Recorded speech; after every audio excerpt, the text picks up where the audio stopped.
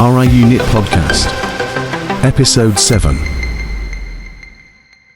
Professor Howard Nicolas, Bram Nicolas, with Roshan Madawela, discussing about the poverty of IMF policy, recommendations, the case of Sri Lanka.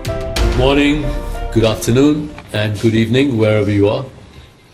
Welcome to the next RI Unit Podcast.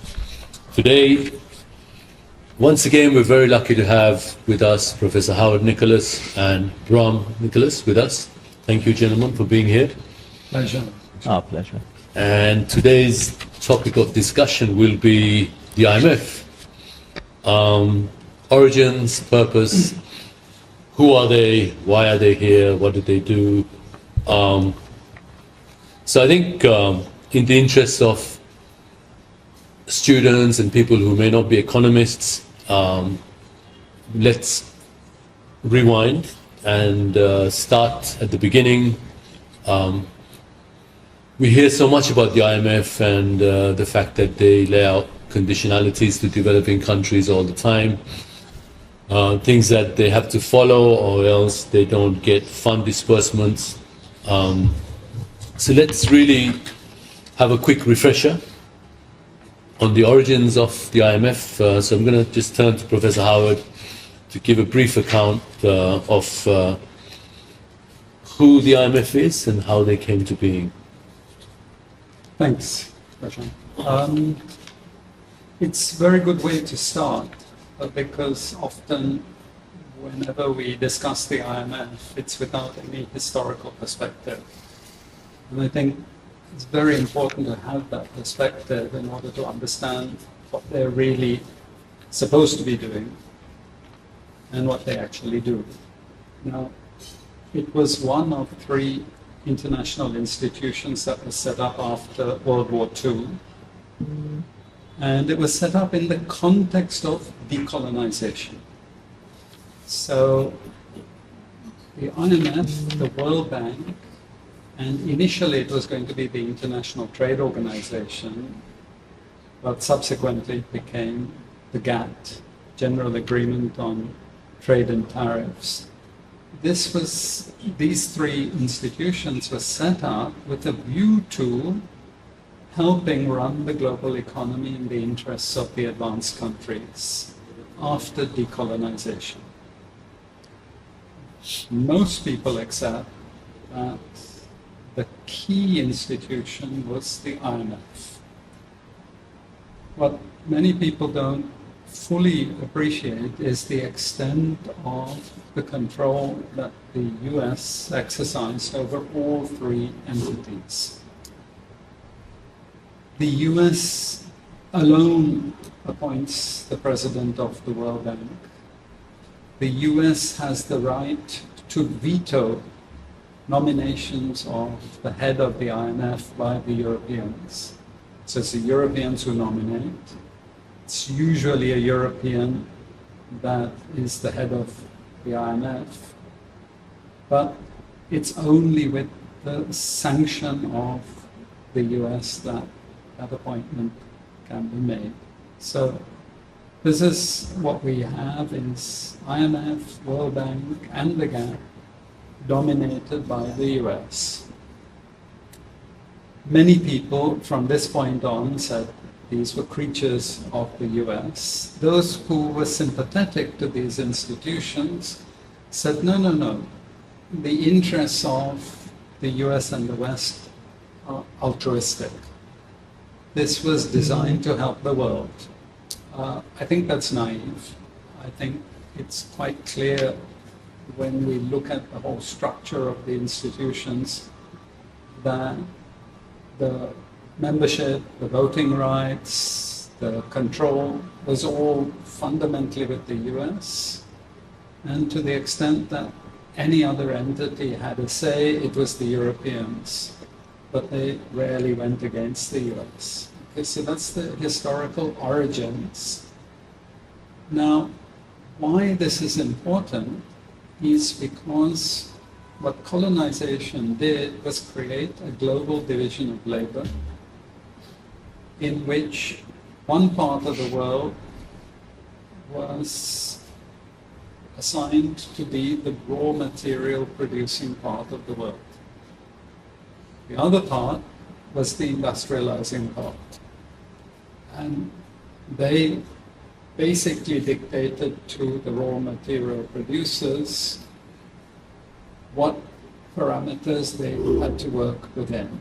In other words, they couldn't move towards industrialization without the approval of the advanced countries. They were very necessary to the prosperity of the advanced countries. But I think there often sort of the counter to that is that, you know, countries are not competing with each other or anything, and now in the context of US versus China, let's say the neoliberal camp, if we want to call it that, sort of argues that no, China's rise has nothing to do with any wealth production in the US or any job losses in the US. It's just each country, if they were to completely liberalize their trade, would grow, sort of would be in the best situation that they could be.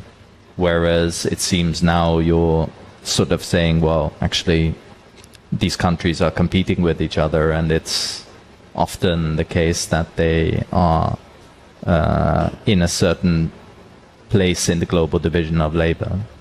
Yeah, I think it's very important. I mean, it's basically the ideological justification for the global division of labor, that everyone can benefit as long as there is this division of labor and each one specializes according to their natural advantage. I think that's been the ideological message. But was this the case from the very beginning? Because as students of economics, we were taught that it came about essentially as to reconstruct Europe. So when did they turn their attention more to the developing world? Was it instantaneous, or was it throughout the following decades that the focus came onto the emerging or developing world in terms of their loans and their structural adjustment?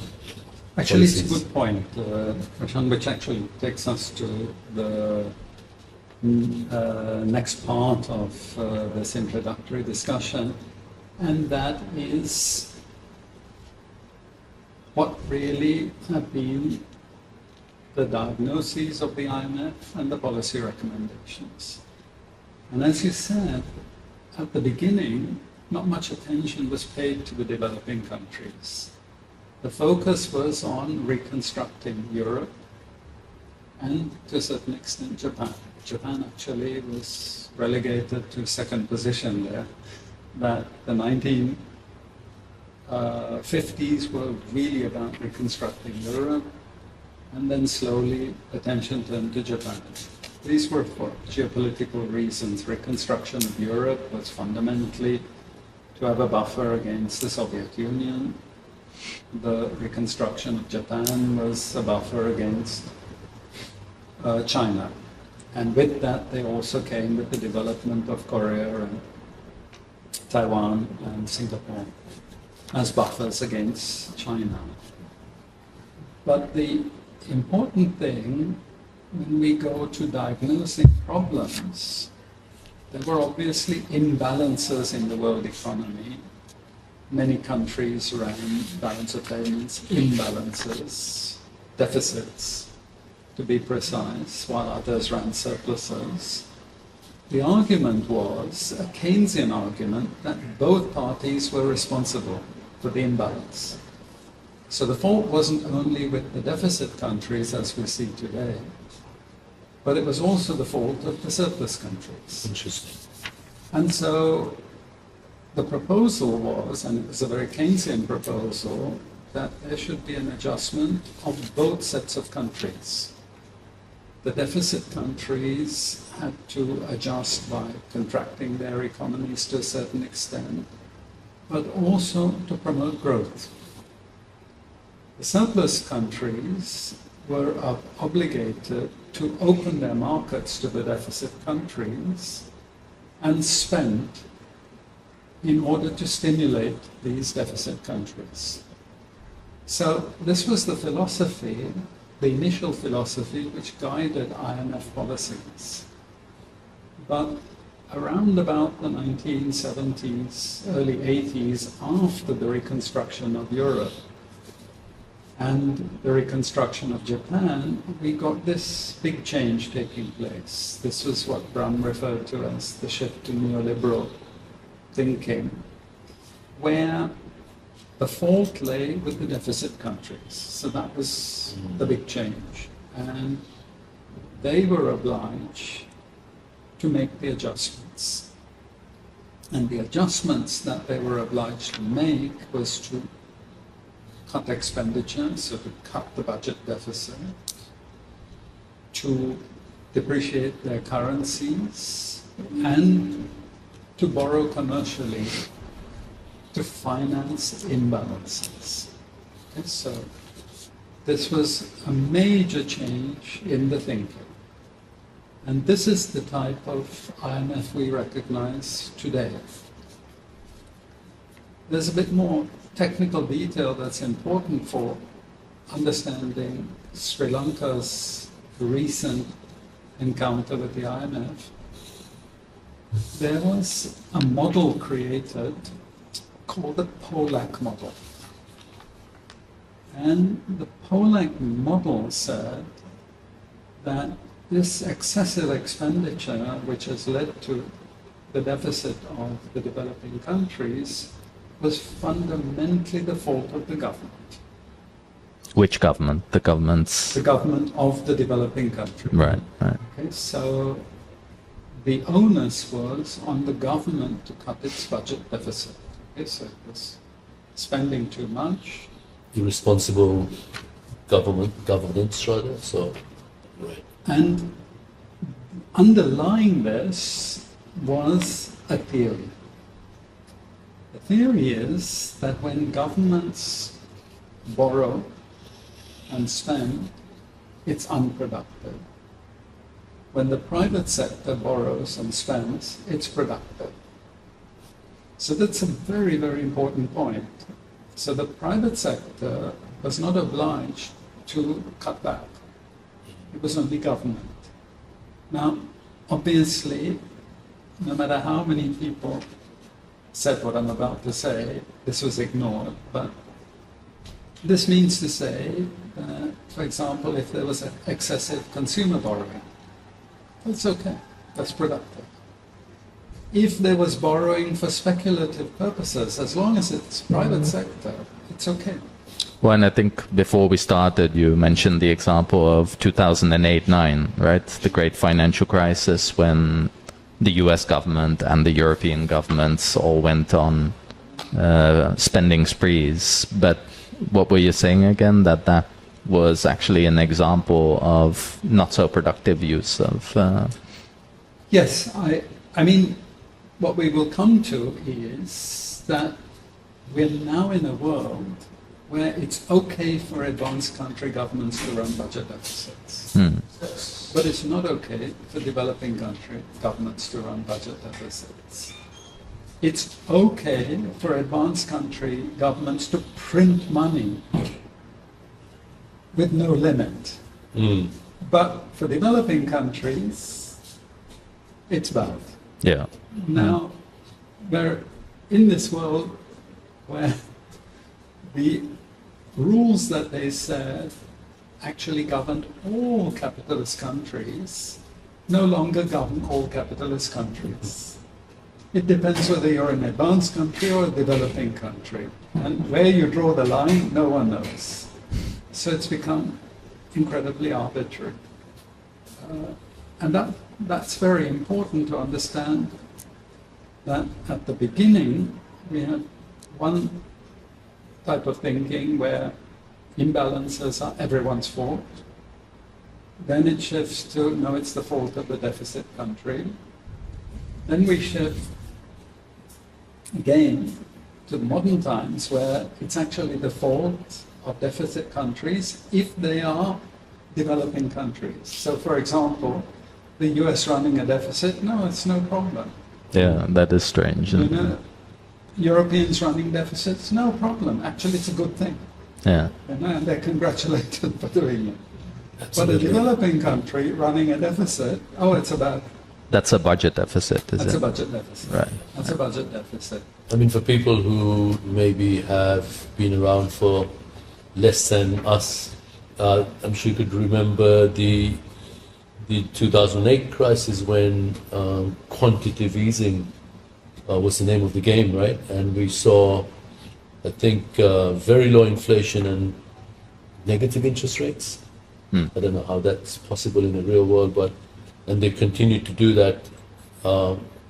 And obviously what they said would happen in terms of the theory of money, which I was going to come to you guys, didn't hold, right? The fundamental of that, Yeah.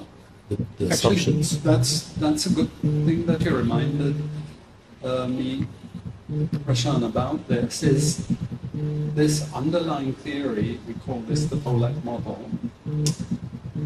It was problematic for, let's say, the orthodox view of the functioning of the economy, because what it was saying was that all this, the problems could be reduced to credit. Now, that didn't quite gel with the underlying theory, which was called the quantity theory of money. That it was actually printing too much that caused both inflation and external imbalances. In fact, in the Polak model, the printing came after the credit change. You know, Yes. let's put it this way, that the Polak model shows that the change in money stock comes after the change in credit. And that was not good, because it violated some fundamental rules of orthodox thinking. Because, can you explain there what the orthodox thinking is? Well, the orthodox thinking was that you first have a change in the cash base of the system. That leads to a change in what is called broad money, that is all the deposits in the banking system, plus the cash in the banking system. And then that leads to a change in credit. But what the Polak model had was the other way Flipped it around, The yeah. credit was first. And so what happened is we said, no, we will still stay with an element of the Polak model, but we're now going to this quantity theory approach. And in particular, they called it the modern quantity theory, not like the traditional one, where, in a nutshell, printing money causes inflation. Okay, so the central bank prints money, and here we bring the Polak element back in to finance the government's budget deficit, and that leads to an increase in the stock of money in the system. We say either M1 or M2 to use the jargon. That causes people to spend more. But so then we have another problem in that. I mean, what about then printing that would only go to the private sector? Let's say it's Exactly. not to finance the budget deficit, but the central bank is still printing and giving it to the private sector. Exactly. That's not a problem then? Well, that's where the residual of the Polak model comes in, where, according to people like Friedman, but also the IMF, the real problem is printing to finance the budget deficit. That printing leads to an inflationary increase in the stock of money. But printing, what Bram just said, to accede to the demands of the commercial banks, so they want cash as well, and that expands the money stock. That is not inflationary because it's implicit that that is productive. In other words, output rises. Right. Whereas when we print to finance government, output doesn't rise. You see, that was the Polak message. But is it quite accurate? I mean, Well, If it's that's consumer spending, you know, this Well- does not depend on the substance of that. Well, here's the increase thing, in that it credit. violates the fundamental principle of the quantity theory. The fundamental principle is it doesn't make any difference where the increase in the quantity of money comes, as long as that increase is in excess of the growth of the economy. That's inflationary. And that's important because recently we had a debate in Sri Lanka between the Sri Lankan central bank and some hardcore quantity theorists where they said, no, any printing is bad because it's inflationary. They were correct. But the central bank said, no, it's only printing to finance the government's budget deficit. But of course that's ridiculous. Because how do you distinguish between changes in M2, which come about as a result of printing to finance the government's deficit, and changes in M2, which comes as a result of lending money to the private sector? So before we drill down on Sri Lanka, which obviously has gone through the most difficult of situations, and I think according to many commentators, including yourselves, there's been a misdiagnosis of how to deal with the crisis that Sri Lanka had to go through.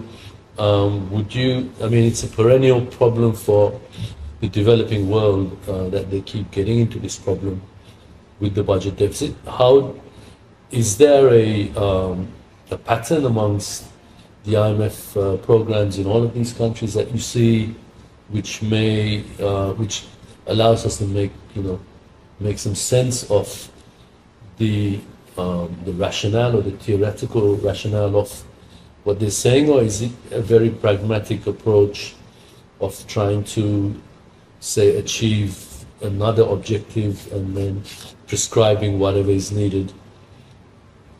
Actually, shall I? Because Yeah, that go is ahead. something which was I know you're very- fighting to take this one. no, very, very important. Yes. Again, you keep hitting exactly the right. Now, since the IMF was set up to be the custodian of the global division of labor, the most important thing about its policy recommendations is there shouldn't be any permanent resolution of the balance of payments problem of any country that comes to it. And that we see. You see, so what they do is they put the sticking plaster. And it's only sticking plaster on an open wound. And they know with a bit of time that wound is going to be infected and they have to come back to hospital and get more medicine from the IMF. And that's the most So important thing. why does it get infected again? I mean, are you implying that it's because of the IMF policies that... It's a rhetorical question, Bram. It is quite, because obviously we've been in these debates where then the argument in favor of the IMF is that, well, countries keep coming back to it because they don't stick with the program. That is the fallback position. So that's how it is often argued that, well, if they were just to stick to the IMF's program, they wouldn't end up back there. Same in Sri Lanka, right? You must have heard this as well, 17 times to the IMF. Why? Because it never followed You through. took your 2 tablets after your meals and one at bedtime. And, You just took one tablet That's and right, you yeah. missed a few. Yeah. That's why you're back now. But that's why I was asking you, is sort of playing devil's advocate there. What is your criticism or your Well, rebuttal of that? the elephant in the room is this, and it comes to Bram's PhD thesis, is we know that no country ever got out of this trap without going down the industrialization path. We know that. And the important role the IMF and the World Bank and the GATT plays is to block industrialization in developing countries. We need them as raw material producers for the advanced countries. increasingly as also low value added manufacturing producers, but primarily basic goods producers, raw materials, and they have to be kept there. And we do everything in order to keep them there. So this basically results in these governments repeatedly going back to the IMF. And most of the policy recommendations of the IMF end up with blocking industrialization. So that is why they are repeat offenders. Otherwise, you have to believe they're chronically stupid and corrupt. Which is often implied, I guess. Some leaders of these countries are indeed corrupt and stupid. There's no doubt about it. But they were actually helped to get into those positions by the advanced countries. Absolutely. Because those are the leaders that the advanced countries want to be in those positions. But there are a lot of countries where the regimes, I would say, mean well.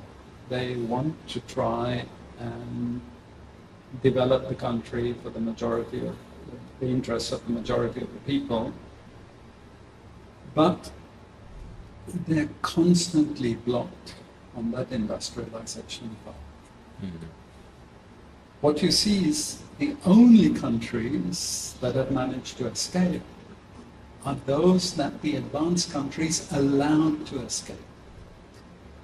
Because there's one major problem facing all developing countries is the markets for manufactured products are all in the West. So they can turn the tap on and off whenever they want. Because in a way you have to find those markets.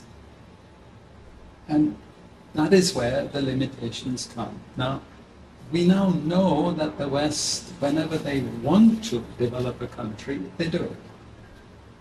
Korea, Taiwan, Singapore, after World War II. Japan, Europe, they were already industrialized, so their industries were shattered by the war. But Korea, Taiwan, Singapore, they were very backward economies, especially Taiwan. Taiwan was an incredibly backward country. But once the US identified these as buffers against China, they poured money, technical resources into these countries, and they opened their markets unconditionally. Within 3 decades, all 3 of them had reached upper middle income level, and in the 4th decade they went to high income level. It's not that the advanced countries don't know how to develop these countries. Of course they do. Of course they do. But here's the problem. If they allow more and more countries to industrialize, they're going to be directly competing with the advanced countries. And that is where the problem is. Well, I think the main thing now is sort of connecting it again to our IMF discussion. I find always the strongest argument against that, well, these countries keep going back to the IMF because they don't stick to the program, is the only countries we know of that actually, the developing countries that don't return to the IMF are those that start industrializing. Critically, they start adopting all of the policies that are nowhere to be found in any IMF document. So what is up with that? Why? And so actually this implies that the IMF can actually never give you stability with the policies that they recommend. It's actually only those policies that we know promote industrialization, export-oriented industrialization, that get you out of that cycle. And I have yet to find someone that can point to a country where they say, look at that one followed all the IMF recommendations, no industrialization, but they never got into trouble again. That It would be doesn't a tough exist. one, yeah. I was going to turn to you for maybe perhaps one or two examples of countries that have succeeded in industrializing and maybe not following the prescribed IMF path. Do you come to mind? Yeah, because I mean, it's often not even that they refuse to work with the IMF or don't follow any of their recommendations. In fact, what Vietnam did in 2006 and after that, when they got into a financial crisis themselves, is they got IMF support, but it didn't stop there. They didn't say, okay, let's take all of our policy advice from this one body and not think for ourselves. In fact, that's shortly after that when they started rapidly industrializing, implementing the same industrial policies that we saw in China before that we saw in Taiwan, Korea, Hong Kong, Singapore before that, and that we saw in Japan, the US, and Europe before that. We can go all the way back to the first industrializers. And so the point of that is that it's very possible to even get into an IMF agreement. But the mistake is thinking that that is going to solve the true problems that you have. And that, I guess, brings us back to, in a way, the diagnosis that the IMF always applies to these developing countries nowadays is one that basically points to all your problems are coming from a budget deficit and too much printing to finance it. Nowhere in that diagnosis is you actually don't have a proper manufacturing base and you don't have a proper export base. There's nowhere in those documents. We've gone through all of them, at least for Sri Lanka in detail. And they mentioned the trade balance maybe twice. But nowhere in there is it said you should actually try and solve this problem of a continuous trade deficit that Sri Lanka has had. And instead, focus just on reducing the budget deficit, stop printing to finance it, and all your problems will be solved. Which unfortunately they seldom do, right? If you take the prescribed medicine, as you've said, it's designed to make you return. I think Sri Lanka's been to the IMF for 18, 19 times? 17. Okay, so yeah. So I mean that's... Who's counting? No? Exactly, yeah. Since independence, so, One thing that we should add here is a bit of a spoke in the wheels. Came in the 1990s, that's when it began. And that is a criticism of this quantity theory, which underlay a lot of the IMF thinking. Because in the end, whatever variant it is, it's all about printing money causes inflation and a balance of payments deficit. That is the quantity theory. In the 1990s, groups of academics, mostly identified with what is called the Keynesian or post-Keynesian schools, said, no, that's not the way the system works. That actually, it's not the central bank that prints money, it's commercial banks that print money. And that central banks actually just set interest rates. And that commercial banks come along to them and say, we want this cash. And the central bank says, okay, here's the cash, this is the interest charge. So it's actually commercial banks that print money. So that was the first discussion. And in the end, a person who was the chief economist of the Bank of England, a man called Charles Goodhart, he admitted that a Keynesian economist called Basil Moore, who went on and on and on about this point, was right. So here was a major institution And actually, it was one of the think tanks of the neoliberals, admitting that a key element of the whole quantity theory was wrong. Then came a second blow where it was said that in fact, whenever a commercial bank lends money, they automatically create deposits. They credit the account of the person borrowing. That means the money stock rises whenever commercial banks lend money. So it's again the commercial banks that are responsible for increasing the money stock. Because let's just go briefly back to the theory, right? Is quantity theory basics, as in printing money causes inflation, is central bank prints money, cash base rises, that causes money stock to rise, often measured by M2, what they call M2, so all the cash and deposits in the banking system. And then that leads to more expenditure, all right? The velocity of the transactions, presumably, right? That's presumed to be stable. Okay. And then that leads to inflation. But now what you're saying is actually, so we're going in one direction if we look at the quantity theory, but now these academics and central bankers are actually saying, no, in reality, we're going in the other direction. Exactly. We first have expenditure, then we have M2 rising, so commercial banks basically responding to that. And then we have the central banks responding to that as last, not... Exactly. And here is the thing. If it was just one or two isolated academics, people would have ignored them. But suddenly you got central bankers themselves, and very prominent central bankers, agree and say, yes, you're right.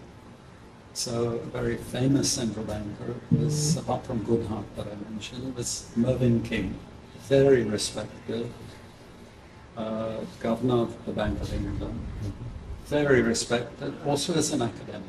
He had a big academic position.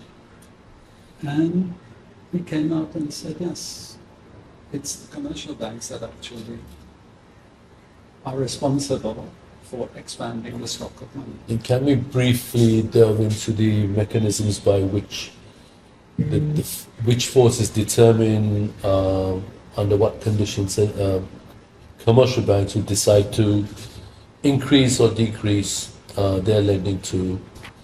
Actually, that's quite simple, Roshan. Commercial banks, like any other capitalist institution, are only interested in profits. If they see a loan possibility that gives them a profit, they make the loan. They don't worry that they don't have the deposits. They don't worry that they don't have the cash to meet the increase in deposits that are going to arise from making the loan. That comes off. And they don't really care about the national inflation rate, I don't think, that much. And actually, we're coming now to a very important point. So as a result of these criticisms, it raises the question, what really causes inflation? So that is where we were left with when the central banks of the advanced countries started what is called quantitative easing. Quantitative easing was this enormous expansion of the cash base of all the central banks of the advanced countries to buy back government debt. We saw this in 2008, right? 2008 right through to 2021. It was unprecedented. A Rothschild in 2016 made a statement, this is the greatest monetary experiment we have ever seen. Let's see how this works out. Because here's the thing, remember, there can't be any doubt about the expansion of money stock. This was Absolutely. You mean as a result of this quantitative easing, As a result of the quantitative easing, which is strictly speaking printing, right? which was printing money. Yeah. And we saw it. Now, Bram did some computations where if you believe the models, then we should have been having inflation, what is it, average annual inflation of? Actually, the most spectacular thing is if you take it cumulative. Right. So we took from the moment they started the whole QE program to, let's say, I think I took to 2021, so 11 years. There would have been, if the models were correct, of the quantity theory of money, there would have been 600% inflation. So prices would have been 6 times higher than they were in 2010. But actually what we saw was that it was more like 20%. And that was in the US. In And Japan, the difference is even greater. And the key here was the means by which the printed money was channeled into the economy, No, the rather than the printing of the money itself. No, actually, it shed a light on the flaw, the complete flaw and misunderstanding Of the existing. of inflation. Okay, so essentially, there's something fundamentally wrong. The beautiful way in which Jay Powell, the Federal Reserve Chairman, expressed it to the US Senate in 2021 needs to be repeated. I don't have the exact quote, but paraphrasing Jay Powell, he said, when I was young, I was taught that printing money leads to inflation.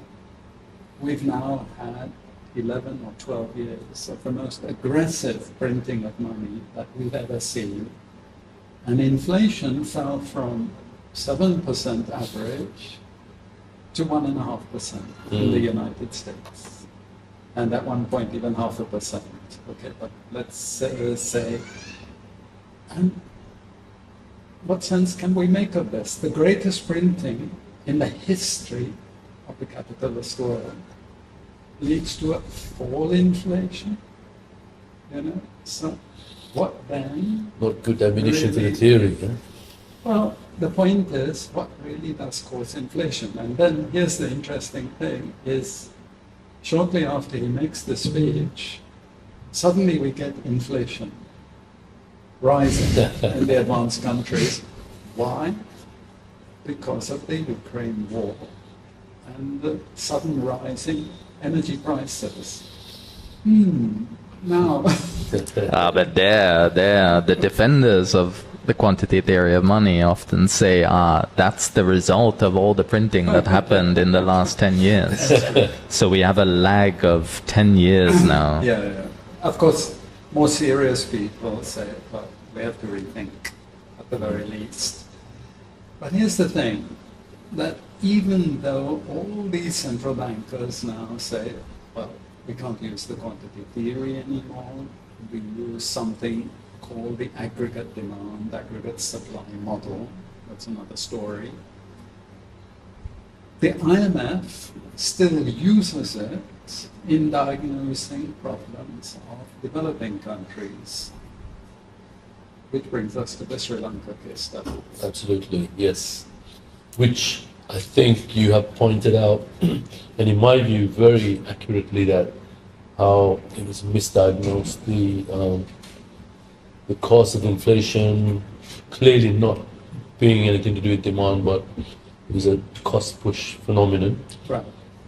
Based on the time lags, the shipping problems, and the other bottlenecks associated with the lockdowns, which was a complete waste of time according to many, but that's a different discussion perhaps for the next time.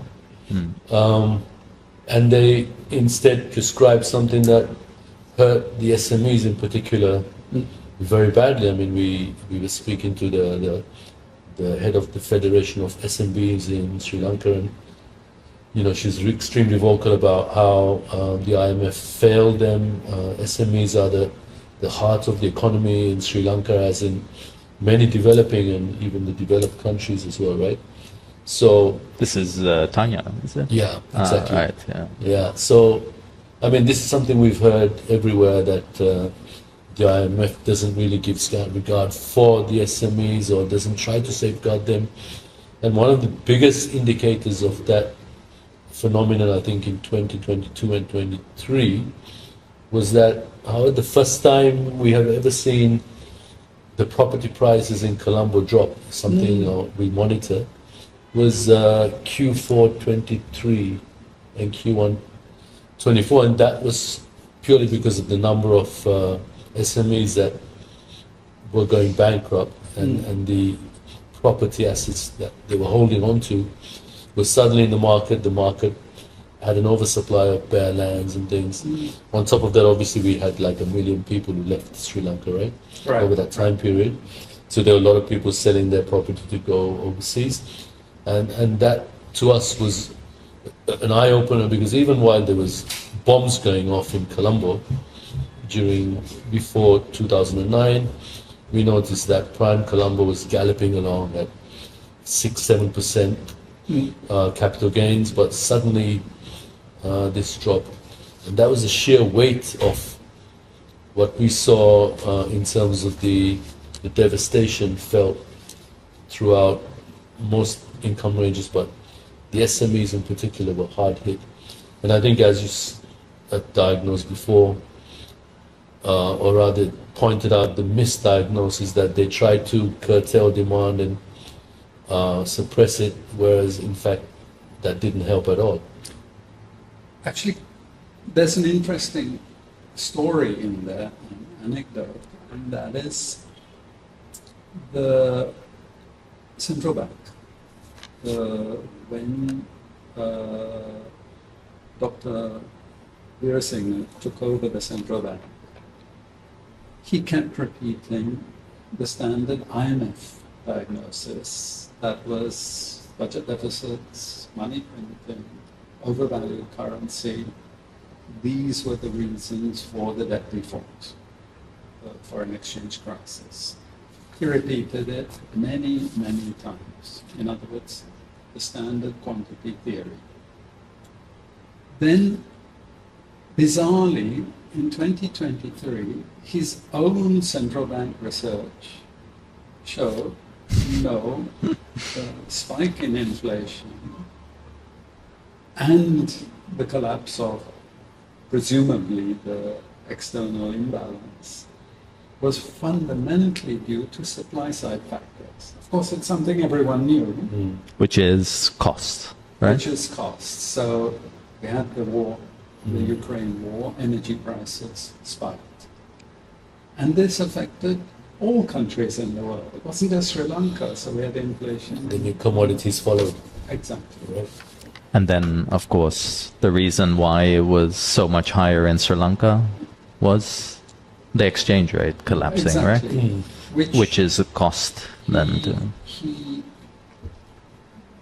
went overboard in depreciating and raising interest rates, beyond anything that could have been justified, and has kept them very high, incidentally. Now, the interesting thing is, in the last 6 months to a year, in several of his presentations, he doesn't mention money supply at all. It's gone from the discussion.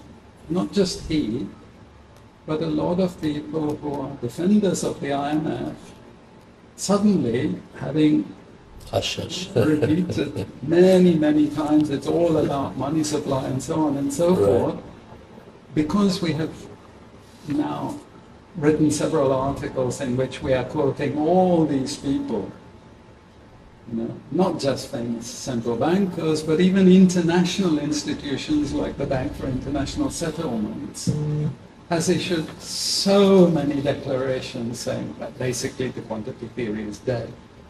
Suddenly these people have been reading that, having attributed the problems incorrectly to demand side factors now. The interesting thing is, in that very same central bank, report, it says if the country is hit with a supply side shock,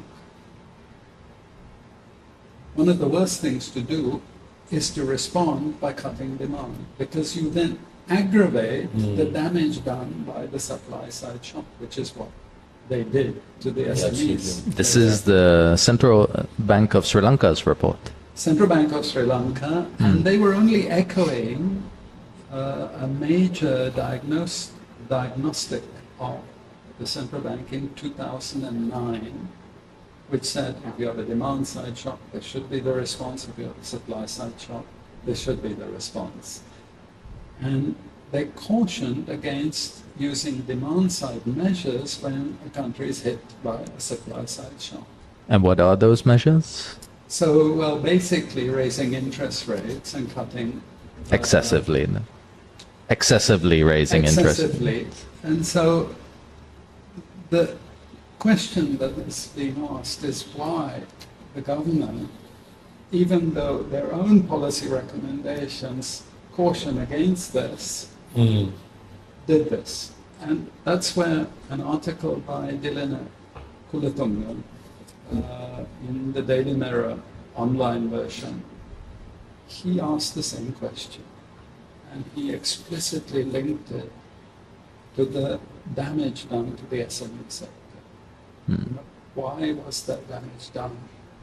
When in their own policy recommendations, they explicitly state that you shouldn't compound the problems of a supply side shock with contractionary demand policies. Which appeals to any logical mind. Exactly, Right. but we have to exonerate the government to this extent that it all came from the IMF. And I think that is something that we have to ask the question, why did the IMF, that actually knew and admitted that it was supply side shocks that had a big role to play, have now actually accepted that there is a problem with the quantity theory, but they still use the quantity theory to diagnose the problems in Sri Lanka. We have to then get back to this issue. What is the IMF there to do? And I think it's not an accident that they damaged the SME sector, because the SMEs are actually the beating heart of any industrialization activity that's going to take place and lift Sri Lanka. Periodically, they have to dampen that sector. They have to damage it. And they're still doing that, right? They're I mean, still doing it. I'm not surprised that you're hearing still now from the SME sector all these complaints, because, you know, this is a discussion I got into the other day. Is someone was saying, well, why are they complaining? Interest rates were like, what, 25, 30% lending rates, probably in that vicinity, and that was in 2022, at the height of the crisis, and into 2023. But then since then have come down to what, 10%, maybe something like About that. 10% at the moment, yeah. So it was being said, like, what's the problem? Should be much better, right? And I'm like, have you looked at real interest rates? Because this is what also matters for the SME sector, because if they could raise prices of the goods they're selling to match the rise in their cost, being the interest rates, there wouldn't be any problem. But we're now actually seeing that Sri Lanka has, if not one of the highest interest rates in the world. Really? Real interest rate. And that is insane. It's at over 9% at the moment. Whereas the IMF reckons a normal real interest rate is about 2%. So it's more than 4 times that amount. Can you imagine the destruction that this is causing for the SME sector, who are having to deal with Oh, I this. don't imagine it. I wake up in the morning and I feel it every morning. Yeah, it's pretty tough, and obviously many of them have also been finding it more difficult to operate with the brain drain that has taken place, is taking place. So there are challenges with regards to filling positions, and even the companies who are focused on exports, Right. maybe with a strengthening currency that can make you slightly less competitive than you were before, obviously, right? Yeah, that's the other thing we looked into is what's happening with the exchange rate, because it's actually been appreciating a lot. Yeah, So the rupee has been getting stronger against the dollar. which is very rare in the last few decades. I've not And seen most, well, I'd say investors and those that are benefiting from this and economists in Sri Lanka have pointed at it and said, look how well our economy is doing. Sri Lanka's rupee is one of the strongest in the world, 2 years running.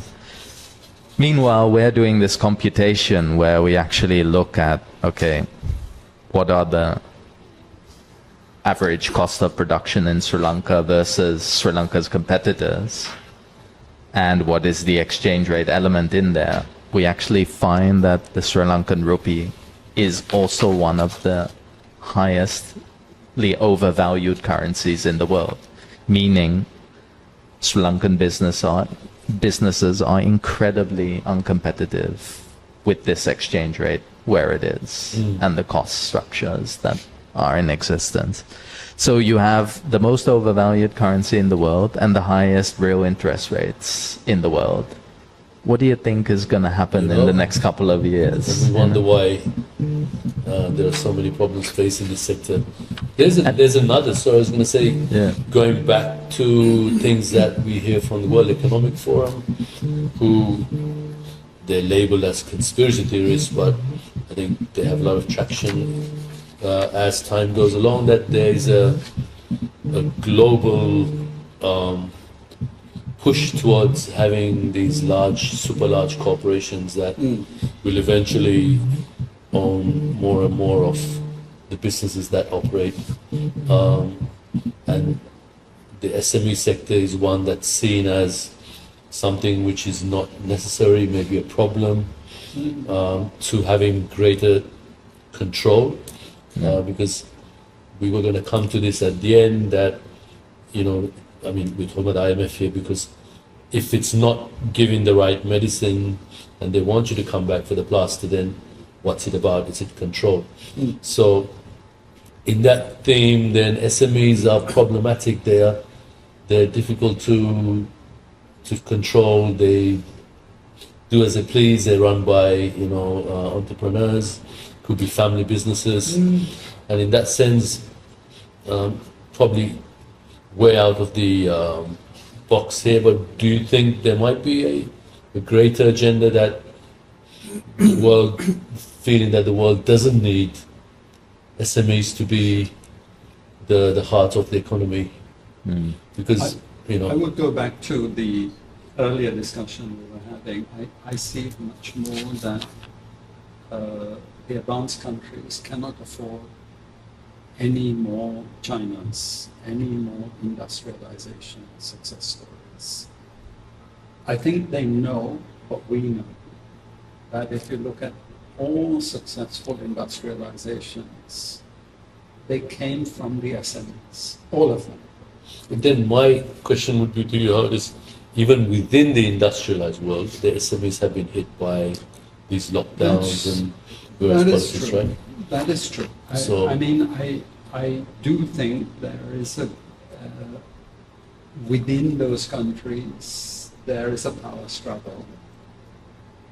But leaving those countries aside and looking at as they stand now, if you look at their history, it's always been the SMEs that were the bedrock of the industrialization. Then a few out of those SMEs become those giant corporations and, take the lead. But if you look at Germany, if you look at Japan, if you look at actually most of Europe, look at the Scandinavian countries, it's always the SMEs. Yeah, And it is providing them with the incentives and especially the finance that has been the success story. So that is why, for example, in Sri Lanka, the IMF was so obsessed with the privatization of the NDB. Of the Because NDB. Of the NDB. Right. Okay. Because you cannot have concessional finance going National on. Development Bank. National Development Bank. Because they have been the basis for all the success stories in the post-Second World War. If you look at Taiwan, look at Korea, look at Japan, it's always these concessional finance organizations. China, they've taken it to another level. It's not just the state level entities, but now you have municipal and even local council level financing organization, concessional financing. So, you know, what they've done, if you look at sub-Saharan Africa, all of these state development banks are privatized, all of them. And that is one of the conditions that the IMF applies. If I'm in their position and I represent the advanced countries, I would do the same thing. Probably worse. Yeah, probably much worse. Which actually leads me to this element of the discussion, which I think we have to consider, Roshan. The predicament that the Sri Lankan government is in. I think most developing countries, when they go to the IMF, are in such a precarious position that bargaining power is very limited. Absolutely. And I think the US especially is now taking a much more activist position where they directly approach developing countries and say, you can do this, you can't do this. We will impose these things on you and you better accept it. For example, the Central Bank Act, which prevented the central bank from financing the government deficit. It is really unusual, and it's the first time I ever heard of one country telling another country, you better accept this legislation. If not, we will tell the IMF not to support you. And that was said straight out, that it came directly from the US Senate Foreign Relations Committee, that Sri Lanka had to accept the central bank act. Now, of course, you could say, well, you know, it's really good for Sri Lanka, and that's why the Americans were so insistent on doing it. I don't think so. Isn't it? It reminds me of something that, again, a Rothschild said. Again, the same Rothschild that said, this is the greatest experiment that we've ever seen.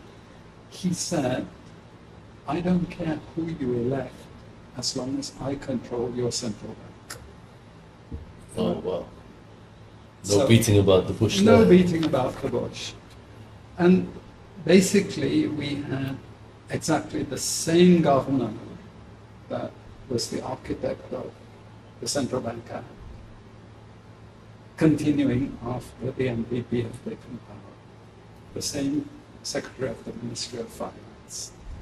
In other words, the US has told this present government, these are the conditions under which we will support you. No industrialization and no revoking the Central Bank Act.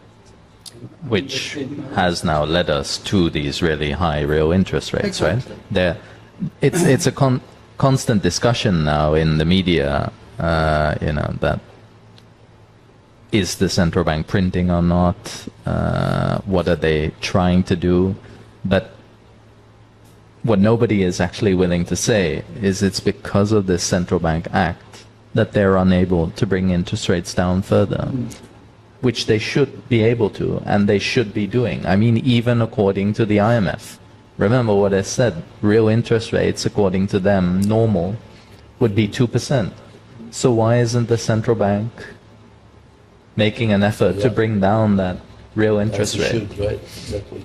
But, I mean, perhaps there you could say a bit about why it is that that central bank act is preventing real interest rates from coming down further. Well, it's forcing Sri Lanka, the government, to borrow in what is accepted by the IMF to be a very narrow capital market. You see, one reason the IMF said developing countries always print to finance their deficits is because they all have very, very narrow capital markets. What you now have is a situation like this, fish in a barrel. You're shooting fish in a barrel. You see, the fish are going around, around, and around. You're just shooting them. They have nowhere to escape. It's the capital markets, you see. So the Sri Lankan government is trying to finance its budget deficit in a very narrow capital market. The central bank is, of course, trying to do everything it possibly can to provide liquidity into that market, and that's what is being discovered by these hawks who are worried about the printing money. But without that, you know, we can be seeing 10, 11, 12% real interest rates. Yeah. When people say, you know, where should I invest in Sri Lanka? I say, find any bank, put your money into that bank, because, you know, these Rates banks are aside. making huge sums of money, and they're going to be the beneficiary. It won't continue for long, because we're going to get a crash, you know, but for the most, I mean, then people say, well, what would you have done if you were in government? Actually, I don't know. I was going to ask you next. Well, actually, the problem is we're in a world where economies like Sri Lanka are extremely weak.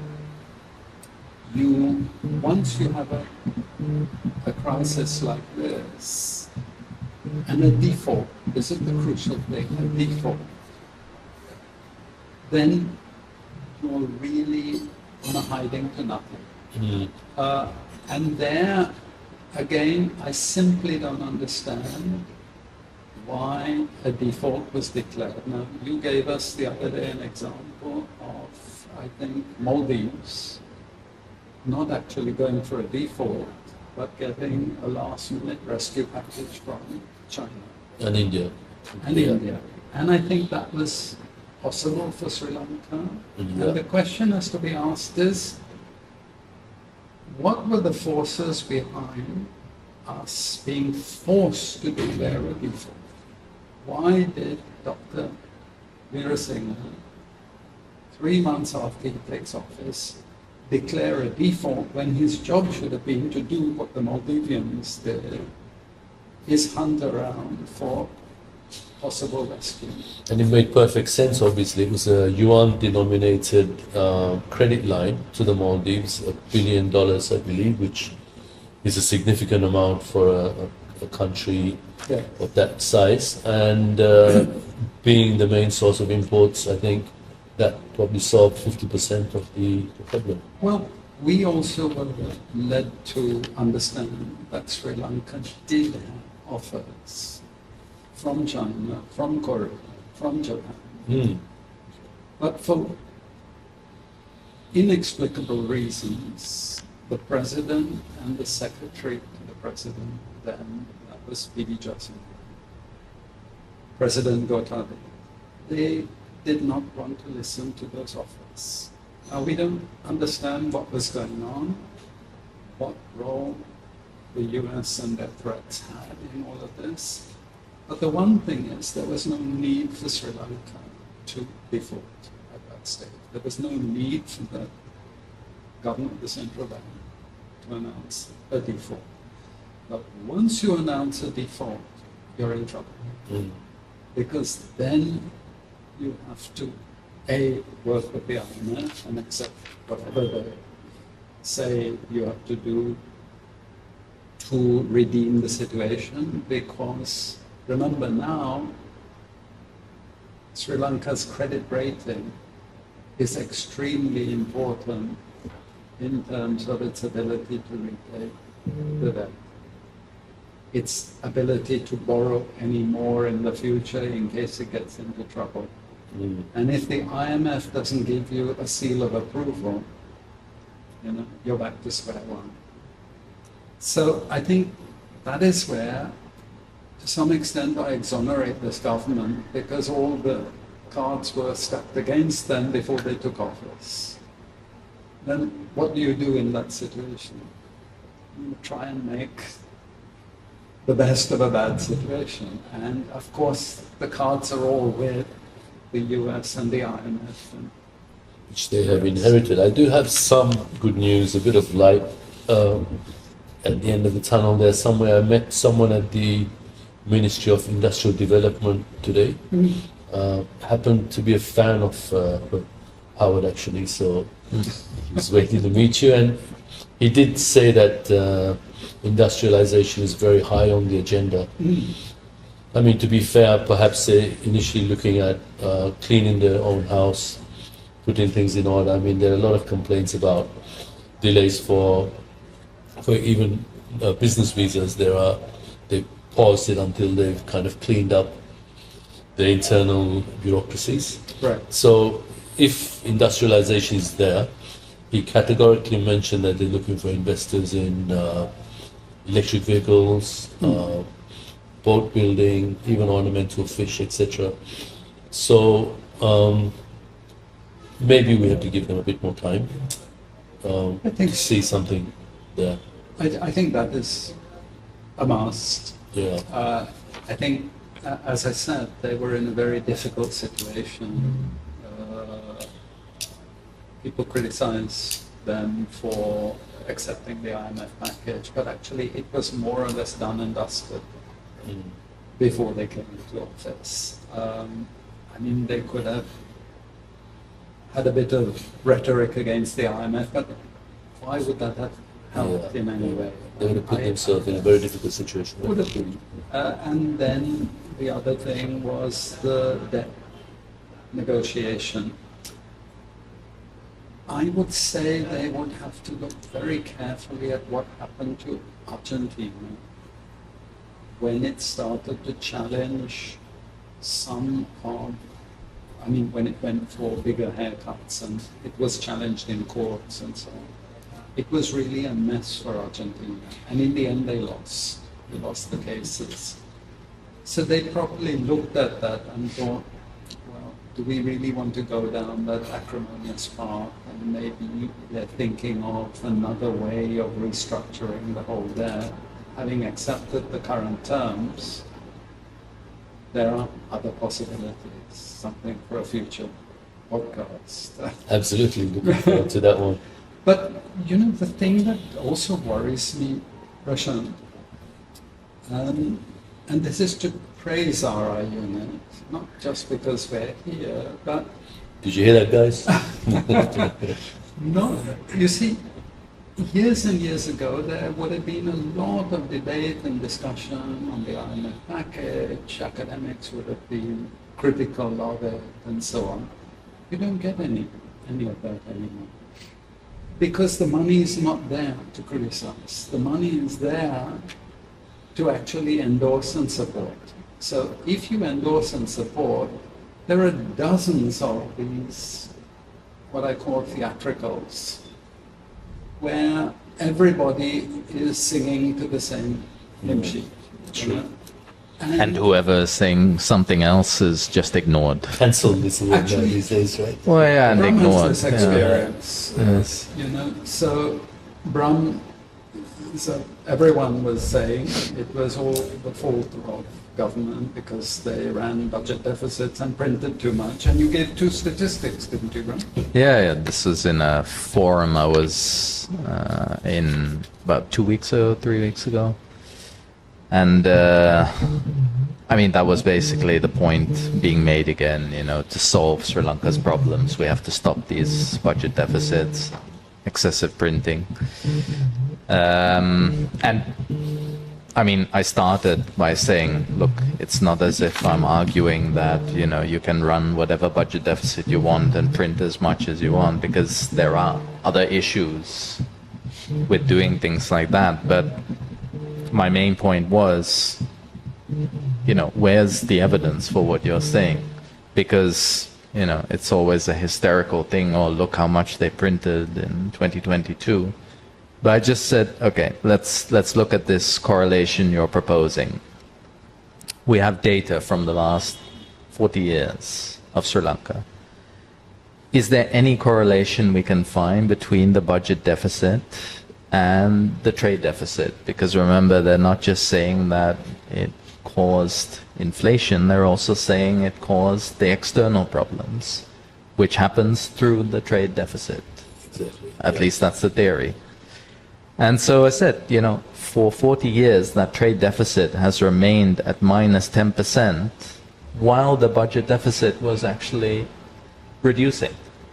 So More than halved. more than halved. So where's the correlation? The trade deficit should have halved as well. Didn't happen. Then the other thing is, I said, okay, so let's look at the extent of the central bank financing those deficits. That dropped as well. In By fact, 80%. by 80%. So they were financing it 80% less at the end of that 40-year period. Nothing happened to the trade deficit, just remained the same. So I was trying to argue there is something else there that needs to be looked at that is causing that eternal trade deficit. But nobody is looking at that. And it's just the same old line that is repeated without even any evidence presented. Just everybody knows that there was excessive printing and excessive budget deficits. Just don't look at any historical data or any evidence, to back it. But the sad thing is, I was listened to, but nobody responded. And that's not a debate, and that's, I think... Film, bro.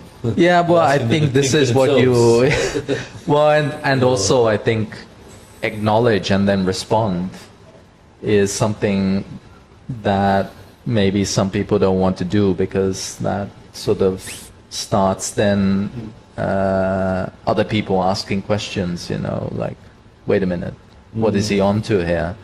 And I think that's what you meant as well, is it's debate.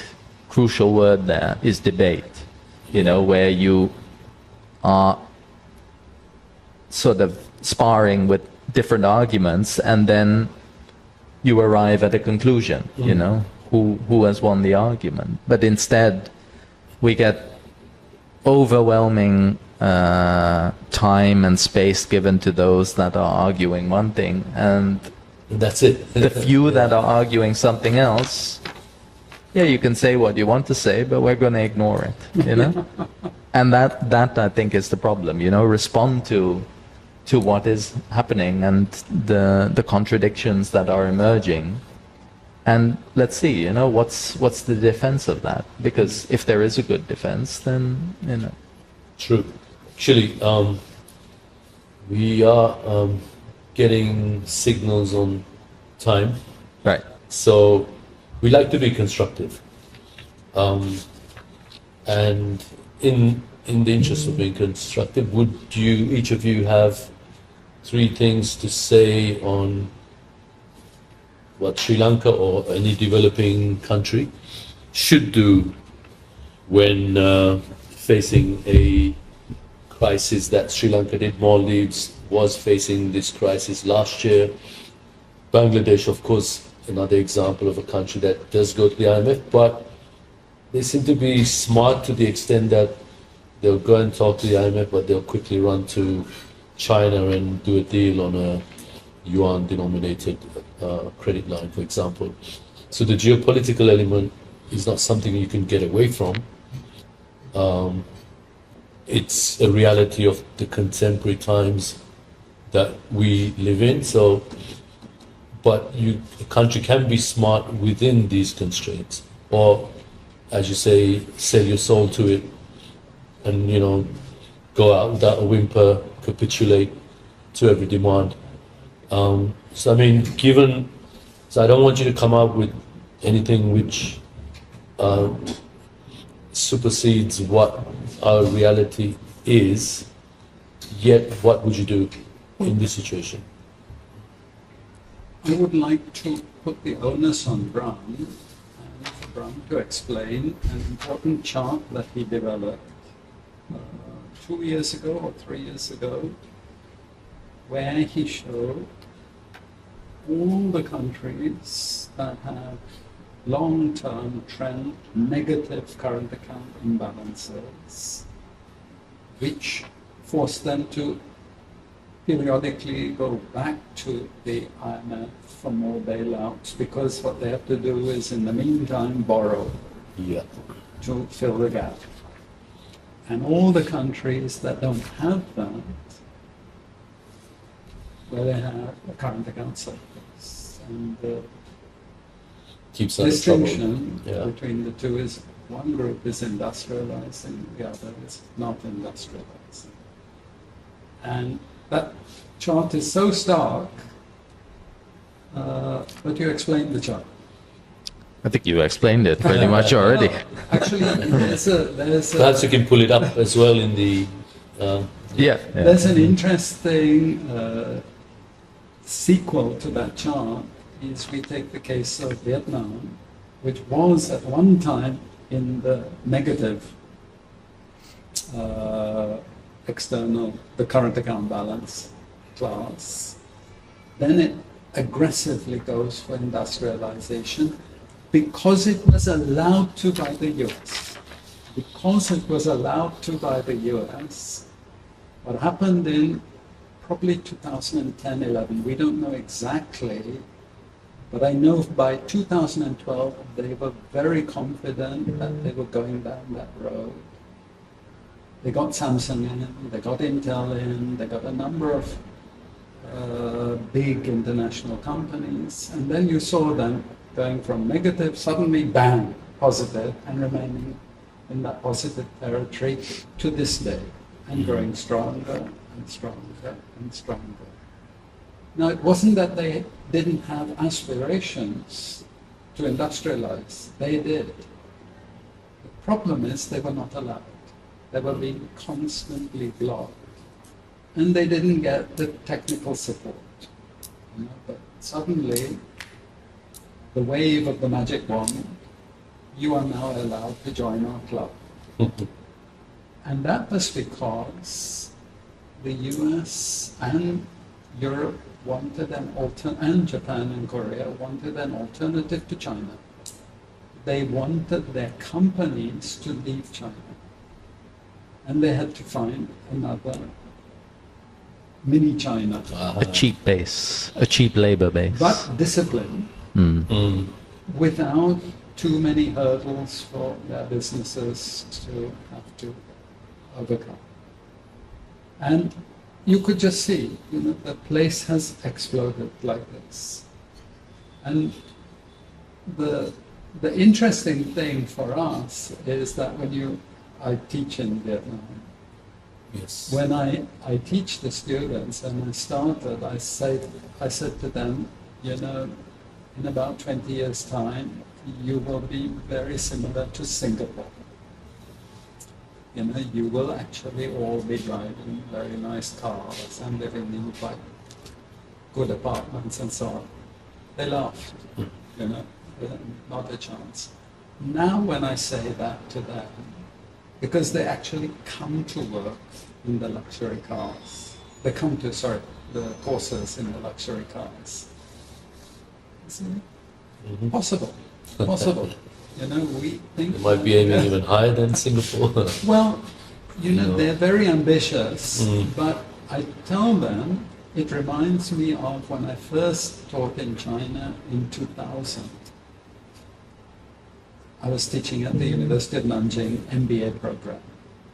And again, following their industrialization, and I said, you know, you're just following in the same footsteps of all the successful countries in the world. And given your resource base in terms of human beings, in terms of technology, etc., I think in 20 to 30 years, you will catch up with the United States. The first groups that I taught, they liked the class, but they thought I was mad. How could we ever catch up with the United States? The same classes I now teach in China, when I say the same thing, they will say to me, we're better than the United States. We're much more successful than them. Our standard of living is higher than them. Of course, I said not yet. Not yet. You still have a long... But with the deep seek on their team, I think they can, I know, but, you know... you know, the thing is, Roshan, what I'm saying is, people don't really fully appreciate the transformation that industrialization brings to our countries and the possibilities, because if I look at a country like Sri Lanka, we have so many desperate people, we have so many able people who actually just want a chance to build something. Absolutely. And once you empower them, you cannot imagine the things that they're capable of doing and producing. Absolutely. Then you will have what we had during President Premadas's time, reverse migration. Yeah, I was going to come to this. That's like a shining light in the recent history of the Sri Lankan economy. I think you were part of that. You were working with Premadasa, right? I mean, I was reading about the number of foreign investors they managed to bring in. I'm going to tell the truth now. About Finally. this, because everyone says, oh, you were one of the architects and so on. Nonsense. I actually did not even believe he was going to be successful. I watched from the sidelines, and I was just astonished. You see, here, me, PhD, economics, advisor, so on. There is President Premadasa, a man from the street. No formal education to really speak of, but an instinct. Somebody has come and told him, sir, this is possible, this will give jobs, this will... Lucky he didn't listen to you then. Well, actually, I was confused.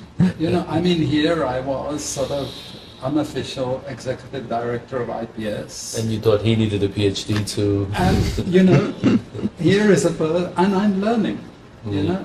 And what I observed was all these foreigners coming to Sri Lanka wanting to invest. Sitawaka, Horana, Biagama, all these free trade zones suddenly sprang out, thousands upon thousands of jobs, which Absolutely. developed townships around it, bustling economic And centers. what I observed, which fascinated me, was it went beyond garments. And Sri Lankan people who had migrated and had made successful careers for themselves as engineers wanted to bring that knowledge back and develop production facilities in Sri Lanka. I remember vaguely this story of the guy who developed a fly valve for a BMW engine. Wanted support, come to Sri Lanka and develop that and so on and so forth. But unfortunately, after he was assassinated, you got this reversal of that policy. I think again, US pressure, etc., etc. But see, we are talking just 2 to 3 years. He transformed the dynamic of Sri Lankan economy like this. Yeah, And so, it's fantastic. Yes, I think the bailiffs are here. okay. The bouncers, rather. We'll probably have to end it for today, but hopefully continue the conversation. So I'd like to find out a bit more about Bram's research as well into the successful examples. But for now, rain has stopped play, and we'll have to thank you all for listening. A big thank you to Professor Howard and Dr. Bram for joining the RI Unit podcast. Thank you to the team, and we'll listen in again soon. God bless you. Take care. Bye. Thanks.